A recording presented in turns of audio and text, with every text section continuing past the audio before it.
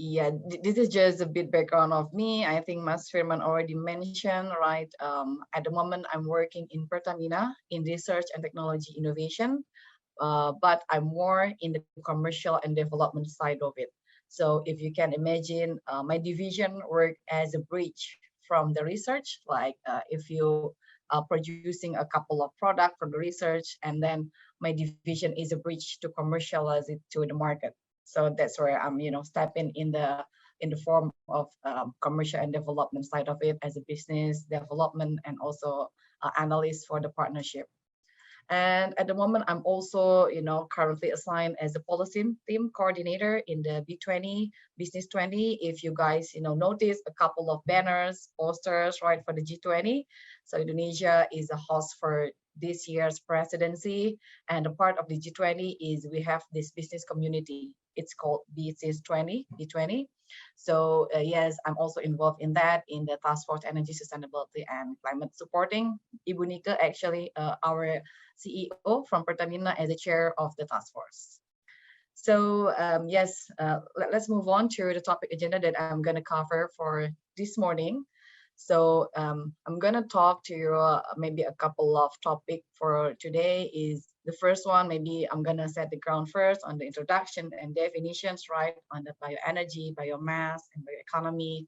And then we can go to the resources and technology. And the third one, I'm going to touch on the sustainability aspect, which is one of the most important thing if we're talking about bioenergy, right? And then I'm going to talk on how this bioenergy could play a role for, reducing carbon emissions and to achieving net zero emissions. And then I'm going to, give you a couple of study cases and examples on biofuels, how it can stimulate bioeconomy, especially from Indonesia's perspective. And then I'll wrap it up with the challenges and opportunities if we're looking on the bioenergy and how it can contribute to the bioeconomy. Okay, so let's start with the first one. Maybe I think maybe most of you guys already, aware with the biomass, right? Bioenergy and maybe bio-based industries as well, because this is a couple of buzzwords. I think that's we always hear when we talk about bioenergy, right? What is biomass? What is bioenergy? And how it can, play a role in the bio-based industry, and then eventually it will stimulate bioeconomy. So the way that I see it is actually biomass is the feedstock, right? I think you guys all aware with this. Like for example, firewood, wood pellets, right? And also a couple of energy crops. And like, for example, is also agricultural residue. This is all biomass as a feedstock, right? And this feedstock is, converted into a form of energy, which is called as a bioenergy. We can directly, combust it into direct heat, co-firing in the electricity. We can also convert it into biofuels for transportation. And also we can gasify it into more gaseous fuels like syngas, for example. And then we can convert it further into another form of chemicals. And then this bioenergy, they will play a role in the industry, right? Which is we call as a bio-based industry, where it can produce bio-based products and, it can place in the market.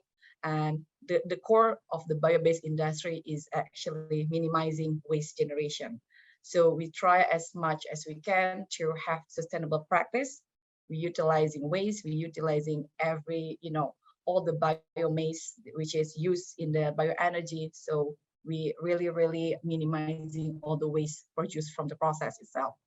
And then this bio-based industry, it will, eventually stimulate the economy, right, for the community, which we call as a bioeconomy. And we expect to provide a sustainable output in forms of job opportunities, maybe for the farmers, and also economic growth, right? And the more important is to strengthen as well food security. So we expect all this value chain is not going to compete with the food, right? Where the energy versus food is not going to happen.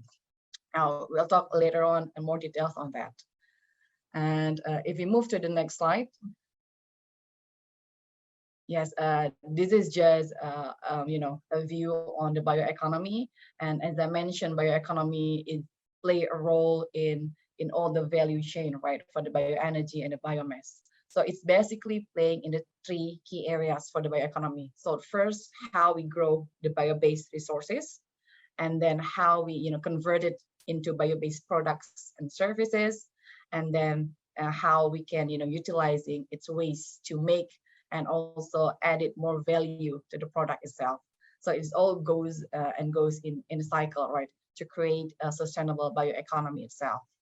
So if you talk about bioeconomy, it's actually it's an interesting concept, right? Because if we see it through a historical time, actually the sustainable development itself is really interlinked with how we use natural resources. So if we see in this, I think right hand graph, we see that I think in the 90s we rely heavily on the natural economy, right? We use wood for heat. We combust wood as well, and to increase the GDP. And then starting from that, we move our primary energy to the fossil base like coal and also oil and gas. And then starting around, I think 2014, we started to also tap into bioeconomy, right? People start to look into the potential of the bioresources to increase the GDP, right? How it can play a role massively, I think, in the future. So a couple of research actually, um, conducting some study and see that this bioeconomy will play a huge role in the future, especially for carbon emissions. So if we see in the bioeconomy, there are a couple of activities that are necessary to develop more on the bioeconomy. So the first one is on the research, obviously, research and innovation. And the second one, this is a more strategic role, is from the policy, from the government to drive this bioeconomy, right? To drive the demand and also from the supply side. And the third one is, how this bioeconomy could, how we can develop a roadmap and strategy in a more region level and countries level to actually implement this bioeconomy, right? So the goal itself is to create and develop new market, and hopefully it can increase the competitiveness, right, of the economy of the country and for the community as well. Okay, so the next one is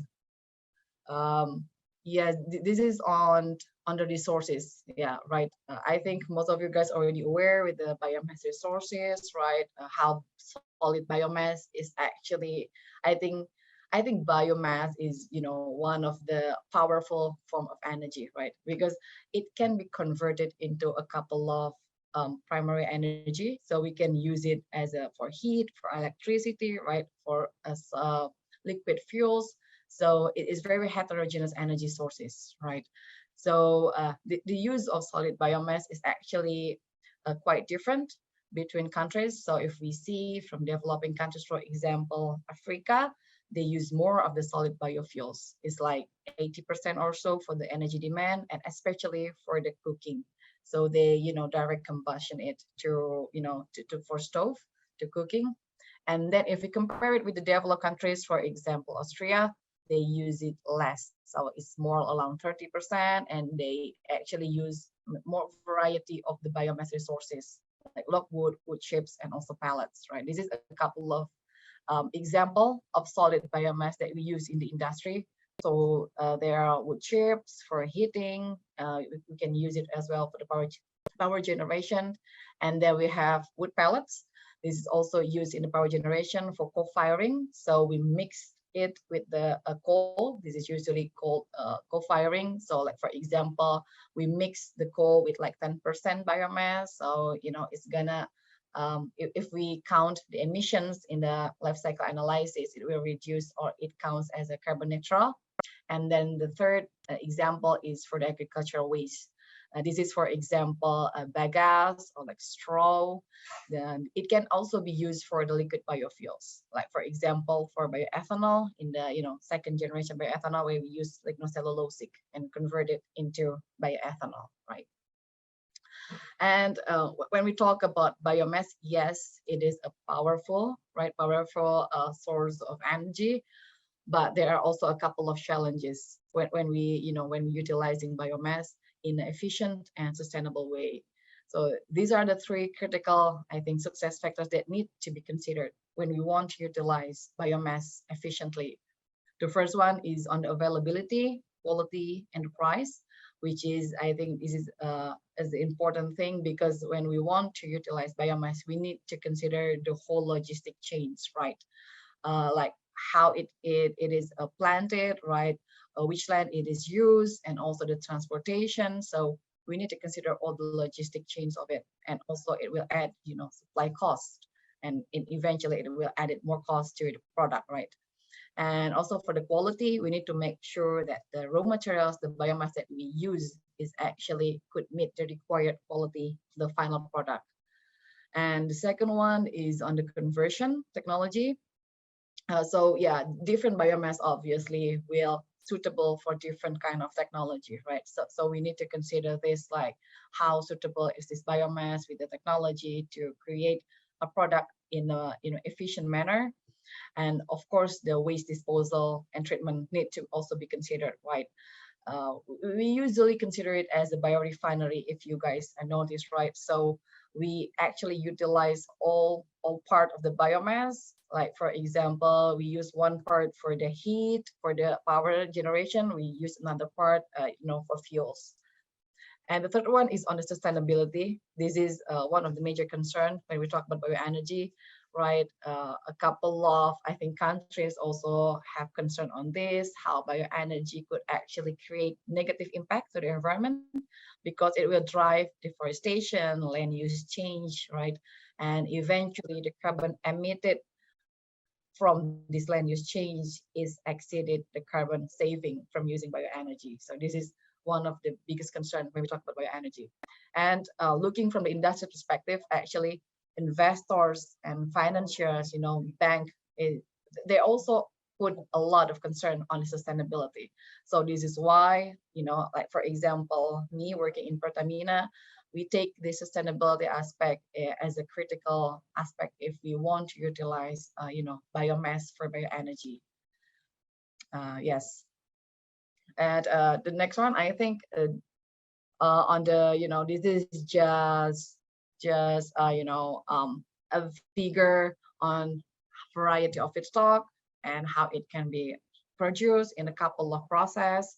I think you guys already, familiar with a couple of process in here to produce products like biodiesel, bioethanol, renewable diesel, right, cellulosic ethanol, and it can be used into a couple of forms of final energy, like biofuels for transportation. We can combust it into electricity, heat, and it can also be converted into other materials and products, like for example, specialty chemicals. It's played quite a lot in the oleochemical industry. For example, we produce lubricants. If you guys know lubricants for car, we can actually produce it from bio-based resources. For example, from palm oil. So this is a couple of for example, how versatile is this biomass, and to create a couple of products. So maybe I'd like to ask guys, if you guys know what are the difference between biodiesel and renewable diesel. Do you guys know? Do you guys know what is renewable diesel and what is biodiesel? Because I think a couple of terms are thrown right at us, like for example, green diesel, renewable diesel, biodiesel. So we sometimes confuse, right? What are the difference between this product? What are the difference between these terms, right? So if anyone know, please open your mic. We can just, sort of discuss along the way. Yes, so, okay, so maybe I'll inform you. So biodiesel is, it's the chemical name for it is FAME, fatty acid methyl ester. It's called biodiesel. Like globally, we call FAME as biodiesel. So it's a different chemical, structure than renewable diesel, because renewable diesel is same as green diesel. If you guys, read somewhere in the article, green diesel, renewable diesel, it's all the same. So renewable diesel and green diesel is actually have, the chemical structure almost like fossil fuels. They have like similar structure chemical, right? So it can be used directly in the car. It considered as a drop-in fuels, because biodiesel or FAME is, they have limitation. So we cannot 100% use biodiesel in the car. But for renewable diesel and green diesel, we can use it 100% in the car actually. And also they going through different process. So biodiesel, we produce it through trans-esterification. But for renewable diesel or green diesel, we produce it through hydrogenation. So we need hydrogen. So that's why it creates a different chemical, structure between the two products. But for bioethanol or cellulosic oil ethanol, it's quite the same. But mostly we use bioethanol as a, ethanol coming from the first generation, which is from food crops. But cellulosic ethanol is coming from the second generation, or advanced ethanol, as we call it. It's coming from the, resources, which is non-food crops, or we call it as a lignocellulosic, right? So that's just information to you guys, so you're not confused if you see it in the news, right, or in a couple of articles. They're actually a different kind of product, right? Okay, so if we move forward, yeah, this is just a couple of example as well. If we talk about technologies and how we can support the bio-based industry, right? So as I mentioned, bio-based industry is actually connected all the value chain, from the feedstock and the byproduct as well, and the residue, we need to consider it, and to create a couple of final energy or final bio-based product, right, in the form of liquid or gas, or just direct combustion itself. And how can we support this bio-based industry to keep growing and to achieve the sustainable development in the future, right? So the first one is through research and innovation. So we need actually more investment if we talk about research and innovation, right? We need more capital to create more research and technology cross-sectoral and also multidisciplinary to actually create and addressing these challenges when we talk about the technology that is being used in the bio-based industry. And then the second one is, on the knowledge side, we need to also upskilling, we need expanding a network for knowledge advisory, so people are aware with this. And the second one is on the market and competitiveness. This is also a big chunk of the bio-based industry, where we created bio-based product. We need the market to actually buy in, right, the product.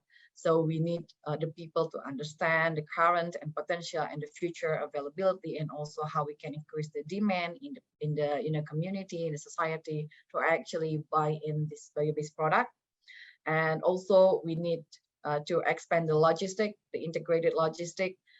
This is important. Why? Because as if we have integrated logistic chain, it will also create transportation of the product or the feedstock is more efficient, and eventually it will drive down the cost.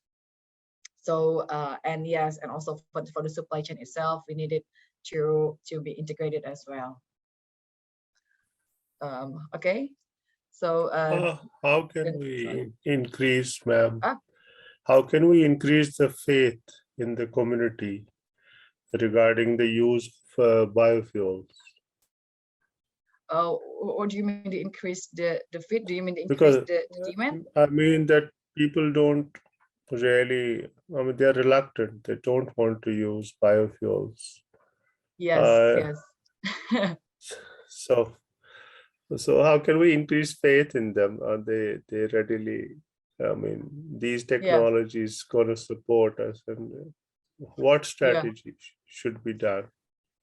Yes, that's interesting. Actually, I'm going to talk more on that in the study case if you talk about biofuels. But I think if you want to create the demand in the community, I think it all comes back to the government, right? It all comes back to the policy, because if you want to first create the demand, we need policy intervention. This is how we can drive down community. This is how we can actually shifting direction, right? from the people using fossil fuels to people actually want to use bio-based product. I think that that's one of the key implementation that is needed is from the government to actually have a stringent policy. Like for Indonesia, at the moment we have a policy for blending bioethanol, like for example 5% by 2020. And also we have this mandatory to blending biodiesel in our fuels, right? 20%, 30%, and it will increasing along the time. But I think besides implementing this regulation for people to actually buying fuels which is contained bio-based product, the government also need to implement a couple of incentive, right, to the community. Like for example, tax exemption for the people who use it, and also provide some incentive to the producer. For example, Pertamina, in this case, we're an oil and gas producer. We produce the fuels. Sometimes the bio-based product is, not very competitive, especially compared with the heavily subsidized conventional fuels, right? So we need that transformation on the subsidy. We need transformation on the incentive to actually make this bio-based product more competitive. I think that's also, a critical how to shift direction from people actually using conventional fuels to using bio-based product. At the moment, yes, Indonesia, we have the regulation, but for bioethanol, for example, there are still some challenges of it. So even though government have this roadmap how to implement it, right, how to increase the blending of the bioethanol in the fuels, but in reality, they're not really incentivize the fuels for the bioethanol. So like if you're looking from industry perspective, we need obviously profit, right? We don't want to sell product which is not going to generate any revenue for us. So yeah, the government need to be more stringent on the policy, and also they need to create practical solution in the incentive. Like for example, that tax exemption, and also they provide some sort of subsidy to the bio-based product to closing the gap between the fossil fuels fuel with the bio-based product. I think that's one of the way that we can drive to the government to increase the demand for the bio-based product. I hope that answer your question, but I don't know how it works in Malaysia actually. Yeah, but still, I think 90% fuel is fossil fuels. Yeah, I saw still in the research stage, all this technology. Europe has been quite clever in implementing it and using it I saw some of the projects they have, and they're quite successful. But in Asia, I don't know about Japan, but so it's still very far. You know what? This is my personal view, right? I think one of the biggest challenges of the implementation is the price competitiveness, right? We all aware in Indonesia, for example, fossil fuels is heavily subsidized because yes, we need it because the GDP is not there yet to people to buy in a high price, but we need transformation on the subsidy mechanism, right? Because at the moment, if we see maybe the data, there are a lot of inefficient subsidy that we need to move to incentivize the bio-based product so they can be competitive, right? Because it all goes back to the price. It all goes back to the profitability, right? If you talk from the industry perspective, like from the company, it all comes back to that. So, and the people, obviously people want to buy the cheapest price, right? They want to buy the cheapest fuel. So we need to make it more competitive in that sense. I agree. Okay. Thank you. Thank you. Okay, if we go to the next slide. This is an interesting part if we talk about sustainability, right? Because yes, as I mentioned, sustainability is a major concern at the moment. If you guys heard a lot about ESG, right? Environment, sustainability, and governance. ESG is at the moment, ESG is one of the way of life for the companies, for industries, because of the pressure from the investors, from the bank financiers. If we want to loan some money from them, we need to ensure that we're doing business in a sustainable way. And one of those, if we producing bioenergy, if we're producing bio product, we need to ensure that the whole value chain is sustainable, right? So yeah, sustainability aspect is a huge concern for the bioenergy. But if we see, actually there are a couple of unique roles if we can tap into for the sustainable bioenergy. The first one, bioenergy is ready at the moment, right? It's available now, like the feedstock is already now. If we compare with other maybe technologies, there are still a couple of years behind. Like if you want to use hydrogen, the electrolyzer is still very, very expensive, so it's not really available now. They are still in the pilot scale, but for the bioenergy, most of the technology is already there, right? And also for the resources is already there. And the second one is it's versatile. It can be used for a variety of application, for heavy transportation, machinery, aviation. This is an interesting part because I think bioenergy is really, really, could be one of the solution for hard to abate sector, right? If we talk about carbon emissions reduction, there are a lot of sectors playing in that, right? So it's not only transportation, but we talk about aviation, right, machinery, and also industries, for example, cement industry that need a huge amount of energy. So bioenergy could actually play a role in that area to decarbonize the hard to abate sector. For example, also for the heavy transportation, for the long road transportation, right? Like trucking, we need more than EV for that solution, and bioenergy could be that. The third one is for infrastructure. Yes, bioenergy, like for example, biofuels, we can use it for existing infrastructure. We don't need major modification, right? For the pipeline, we can actually transport it using the existing fuel truck, for example, for Pertamina, we can use it with our existing fuel truck. And storage, it can be stored as well, and it can also support intermittent renewables. And the fifth one is on the emissions. Yeah, bioenergy could actually not only provide carbon neutral, but also it can provide a negative emissions if we link it with the carbon capture and storage, which is called as bioenergy carbon capture and storage, or BECCS. So yeah, BECCS, is anyone know what is BECCS, bioenergy carbon capture or storage? Or if you guys know what is CCS, if you have read in a couple of articles on this. Yes, so the carbon capture and storage, the concept is actually we're capturing CO2 from the plant, for example, from the power plant. There are CO2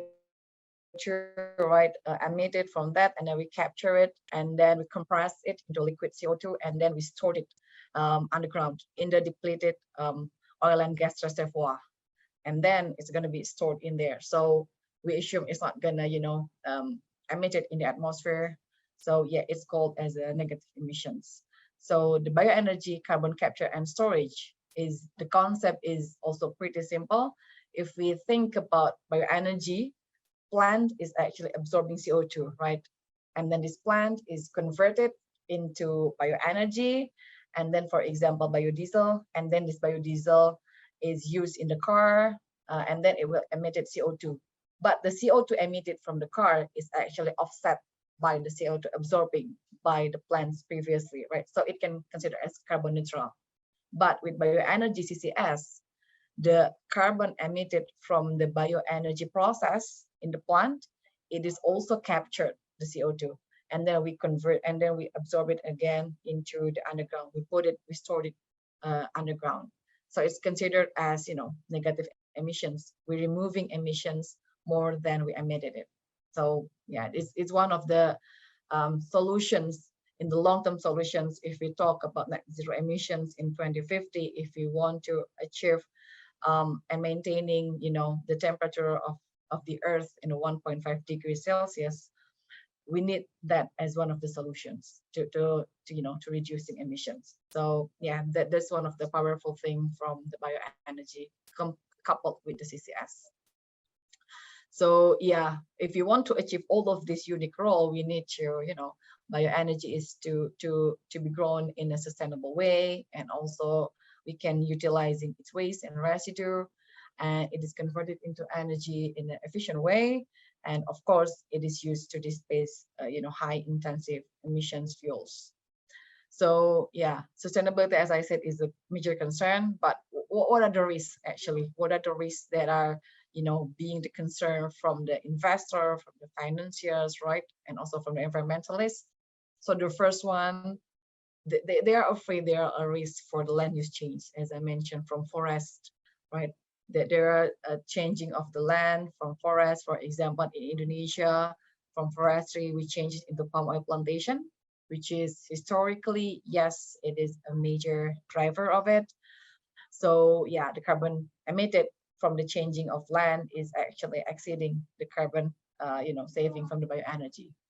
And the second one is the large use of nitrogen and the emissions from the fertilizer itself. And the third, the water demand. It will increase the water demand as we use more, and also as we plantation more of the crops. And then it will, eventually reduce the biodiversity as we're removing the forest. And the last one is, there are some concern on the competition with the food, as if the land required for the food is decreasing as we change it into energy crops, it will also driving down the price of the food, right? Is a law of the supply and demand itself. But what can we do actually to prevent this risk to happen? So these are the three sort of core that we actually need as a precaution to avoid the risk of sustainability in the bioenergy. So the first one is worldwide agreement, the GBEP, right? This is the Global Bioenergy Partnership.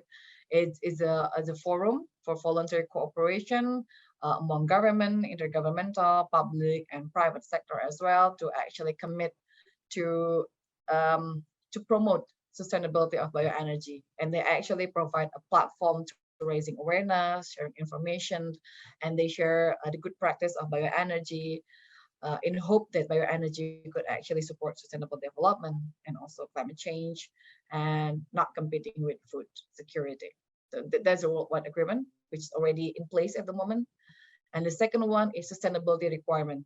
This is the requirement from the countries. For example, in European Union, they have their policy, renewable energy directive, which explicitly mention a couple of biomass that is considered sustainable. Yeah, majority of it is coming from the waste, agricultural waste, or like this cooking oil, or for example, in the palm oil plantation, they consider the empty fruit bunch, the waste, as sustainable.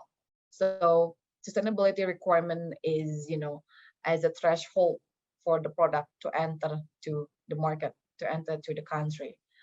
And if we talk about EU, if you guys also, notice, I think a couple of years back, Indonesia is banned to actually exporting palm oil to the EU because they consider palm oil is not sustainable coming from Indonesia, because historically, yes, it's driving deforestation, right? But I think at the moment, the government, they already put a couple of policy in place, like moratorium for the forest. So they have, a limited area for the palm oil plantation as well. So yes, the sustainability requirement. And the third one is certification. Certification is also an important thing. Why? Because certification could actually approve that this biomass or this feedstock is grown sustainable way, right? So they have to verify. They will check and they will audit how you plant your crops. And there are a couple of certification in the world and in Indonesia as well. So one of the well known is ISCC, is a global sustainability certification system. It covers all sustainable feedstock, agriculture, forestry, biomass, waste as well. And on the palm oil specifically, they have RSPO, Roundtable on Sustainable Palm Oil, which is also, they also verified if this palm oil plantation is grown in a land which is, in sustainable way, whether they converted forestry into palm oil plantation. So yes, they have this certification in RSPO. And Indonesia, yes, Indonesia also have this specific for the palm oil, which is called ISPO, Indonesia Sustainable Palm Oil, right? So all the palm oil, plantation, they have to have the certification for ISPO to be able to sell the palm oil, especially for the biodiesel for Pertamina. Yeah, the government will check for the requirement for the certification. So this is as a proof. If you want to trade, right, the bioenergy product into the market in the globally or maybe in Indonesia, we need this certification. So hopefully by applying these three like key actions needed to avoid the risk, we can also deploy the waste, residue, and also energy crops in a sustainable way, right? And it can be produced with a minimized impact on land use change emissions, and it can be produced together with the food. And yes, eventually we need also improve on agricultural productivity and efficiency. Yes, the next slide.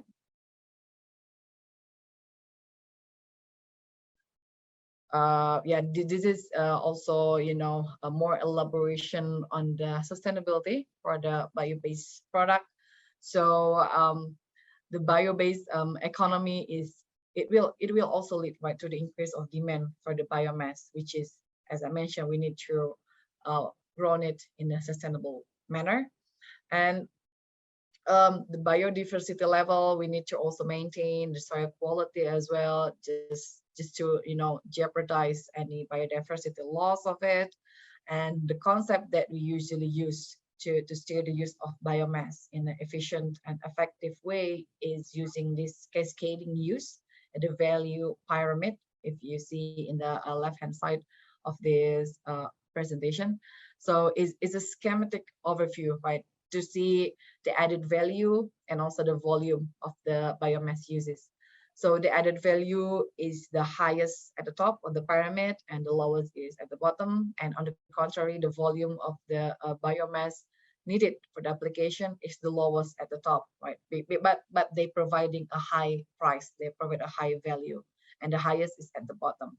So in this cascading, we actually, the biomass is used for, hopefully that we can utilize all the biomass in all the pyramid, right? We can use it for the high value materials first, and then the waste we can use it for, like for example, for energy. We can combust it into it for the power generation.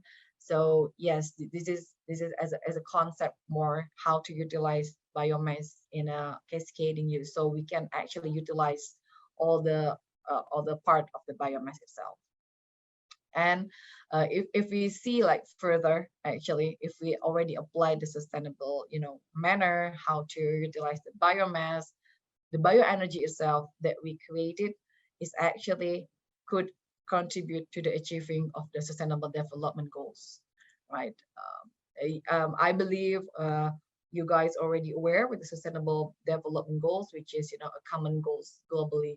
Right, we have like 17 sustainable development goals, including, removing poverty, climate change, and other aspects as well.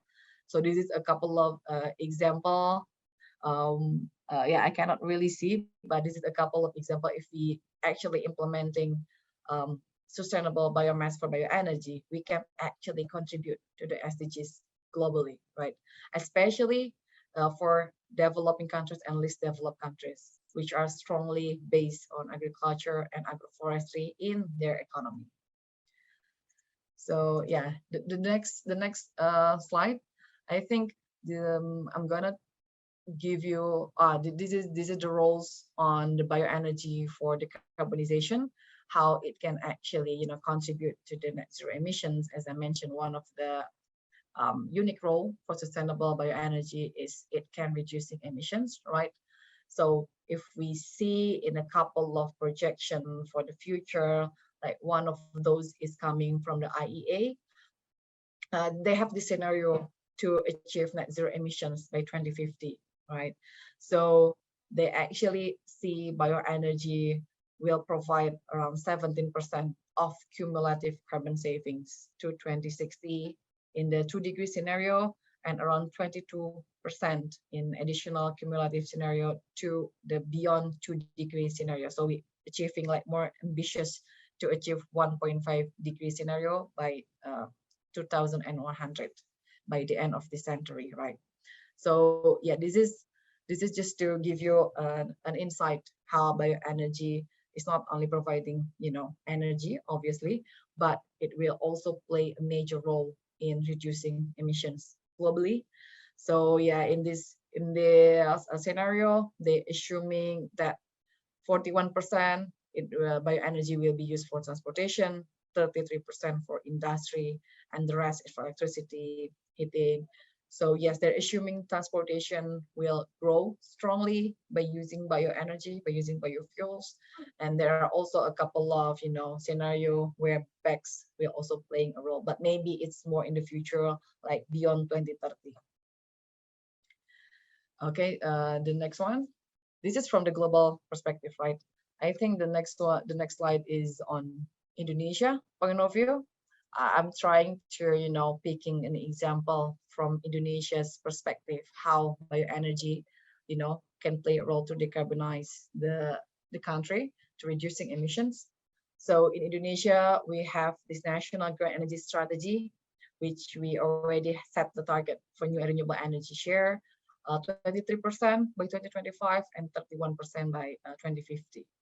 And in this share for renewable energy, biofuels is actually expecting to play a role majorly in receiving zero import fuels by 2030.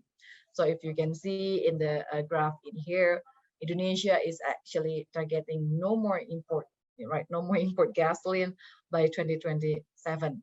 So to fill in the gap for this import, we need to, deploy bioenergy. We need to expanding biofuels domestically. So that's how bioenergy could play a role in Indonesia's decarbonization roadmap to achieve to the 2025 and also 2050. And Pertamina, as state-owned company, we obviously gonna support the government's aspiration to achieve this, right? So Pertamina, in this case, as a national oil company, we're the biggest producer for the fuels in Indonesia. We also have a target for carbon emissions reduction by 2030, and we also put some bioenergy projects in our portfolio to contribute to the emissions reduction. So this is a couple of examples. We're developing green refinery in our conventional refinery. So we try to modify, which we call as revamping a couple of units in our conventional refinery to switch it into green refinery. So it can process not only crude oil, but they can also process crude palm oil, right? CPO, or also RBDPKO, palm kernel oil. So yeah, it can variety of bio resources, not only crude oil. And also we have a couple of pilot projects to produce bioethanol from palm oil waste biomass, and also biomethane from POME, palm oil meal effluent. So yeah, this is how bioenergy is cascading and derive into industry's perspective, and also to supporting Indonesia's aspiration to reduce emissions. And the next slide, I'm gonna take you to a couple of examples and study case for this, I think biofuels that I'm going to mention heavily, since Pertamina is heavily playing in that area. So if we can move to the next slide. Yes, this is biofuels, right? I'm gonna talk to you more on the liquid biofuels and how it can actually contribute and stimulating bioeconomy for the country. So the first one, this is just a global view, right? This is the global view of the biofuels demand growth and the share of the total demand in the future until 2026. So again, IEA forecasting that global demand for biofuels will grow, right, massively in the 2021 to 2026. And this is also taken into account the recovery economy after COVID-19. And they see that the government policies are the principal driver for the expansion. So, but also in besides the policy, implementation from the government, there are also a couple of factors that driving this increase of the growth, like transport fuel demand, and also the cost, the driving down of the cost, and specific policy designed where it can actually targeting which fuels is going to be grow in the future. And if we see from the US and EU perspective, in Europe, they try to stimulate the renewable diesel heavily, I think. So they have some sort of policies to promoting this renewable diesel. But in Asia, we see that, forecast the increase for the ethanol as well. And yes, it will primarily to the policies that is implementing in US and also EU. And if we see it, in the right hand side, this is a couple of different growth of the biofuels by region. So the Asia, it will in the future, surpass European biofuel production because they will have a couple of domestic policies, and also the increase in the blending mandate in a couple of countries as well. For example, in Indonesia, and also I think in Malaysia, we will increase the blending mandate for biodiesel. And in India, they have these ethanol policies as well. So in the near future, it will increase the demand for the biofuels. But I think in general, US and Brazil are the biggest and largest center for both biofuel demand and production. Yes, if we, maybe we, okay, but this is just, just to give you an overview of the global view of the biofuel. So yeah, biofuels is gonna grow heavily, right, in the near future, as well as, in the long term for the net zero emissions. So if we go to the next slide. Yeah, this is more specifically on the biodiesel side, right? And then next I'm gonna talk about bioethanol side. So for the biodiesel, this is an example how, a couple of countries, they implementing biodiesel mandate. This is coming from non-EU countries, because in EU, they have a threshold for blending, I think is, generally around 10%. So yeah, you can see in here, there are a couple of different blending mandate in here. And Indonesia, as far is the highest. This is 2019, but at the moment we're already blending 30% of biodiesel, right, in our fuels. So yeah, in general, biofuel mandates is different in between 2 to 10% generally in average. It's different mandate, and based on different resources of the country as well. And in EU and also UK, biodiesel is dominating from Germany, France, Italy, Spain, Netherlands for European market. But as I mentioned, to enter the European market, you have to comply for the certification, right? You have to be able to prove that you're producing these biofuels in a sustainable way. And 18.5% of the biodiesel produced in the EU is made from the UCO. This is, as I mentioned before, because they're very stringent on the biofuels, right? So they use, mostly coming from the waste. For example, is coming from UCO, used cooking oil.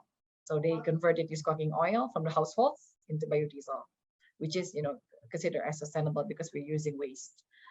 But if we see the feedstock used in the biodiesel production worldwide, actually the highest coming from the palm oil, 38.5%, and majority obviously from Indonesia and Malaysia, because we have the biggest resources for the palm oil. Second one is soy oil. This is from Brazil and US, and rapeseed as well. They have a rapeseed in EU, and then the next one is the which is majority used in the EU. So this is coming from the global, but in Indonesia, if you talk about country's perspective, Indonesia are also, implementing this, a biodiesel mandate, right? If we see it from 2011, we start with the 7.5%, and then it's increasing gradually until now. Actually, we're already, blending 30% of the biodiesel. So if we see from the data, this is how, biodiesel could actually stimulate bioeconomy for the country, right? If we see the multiplier effect by using or blending 30% of biodiesel to the country. So the first one, B30 actually implementation in 2021, it reduced 9.2 million, kiloliters of fuels importing, right? So we're basically saving $3.8 billion in the trade balance. This is, this is huge, right? This is major, because I think at the moment Indonesia we still net deficit in the trade balance. So saving this a lot of money is very impactful to the country. And the second one, we also increasing producers in the country, right? By having this mandate. So the palm oil plantations, they more move towards to the producing biodiesel. So at the moment we have 20 producers in the country with 12.4 million kiloliters installed capacity to fulfill this demand. And also the multiplier, indirect multiplier, is coming from the workers, right? We created 1.2 million workers in the supply chain, and also economic growth for the local farmers. And if we're counting for the CO2 emissions, we're already reducing 24.6 million ton CO2. So this is what I call, right, bioenergy is actually stimulating bioeconomy for the country. Okay, and the next slide is for the bioethanol, I think. Oh no, this is from the Pertamina's perspective. I just want to let you guys know that this is a couple of process that we do in the Pertamina, looking from industry's perspective.